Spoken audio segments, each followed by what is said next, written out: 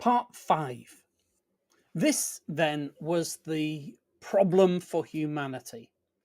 God had not only made humanity out of nothing, but had also graciously bestowed on them his own life by the grace of his word.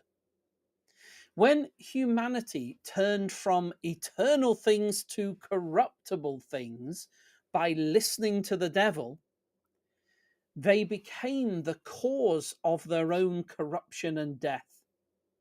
As I said before, though humanity was naturally subject to corruption because they were created from nothing, from the dust, yet because they had been graciously united to God the Word, so they were capable of escaping from the temporary corruptible nature.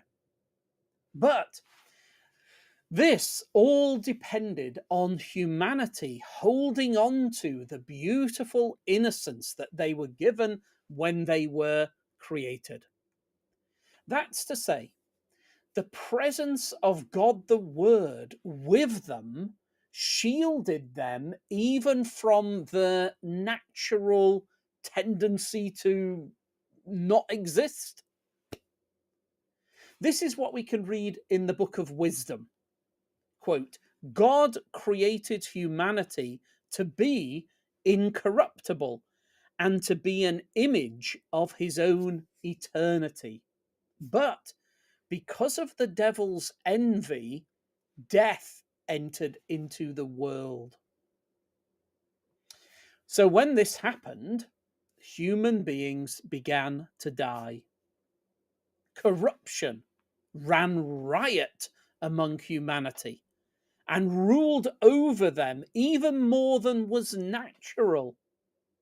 This happened because this was the consequence, the penalty that God had forewarned them about if they broke his commandment. In truth, when humanity broke that commandment, they ended up breaking all boundaries.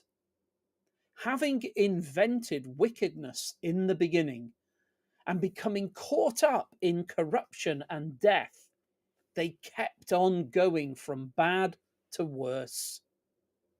Humanity did not stop with just one kind of evil, but continually, as with an insatiable appetite, they kept on devising new kinds of sins. Adultery and theft, it was everywhere. Murder and abuse filled the earth. Law was disregarded, and corruption and injustice ruled. All kinds of evil were done by all kinds of people, both individuals and whole communities. Cities warring against cities, nations rising against nations, the whole earth torn apart with tribalism and conflict. Each nation competing to outdo the other nations in wickedness. Even crimes contrary to nature were not unknown. But as the martyr apostle of Christ, St. Paul, says, the women changed the natural use into that which is against nature. And the men also, leaving this natural use of the woman, flamed out in lust towards each other, perpetrating shameless acts with their own sex, and received in their own persons the due punishment for this perversion.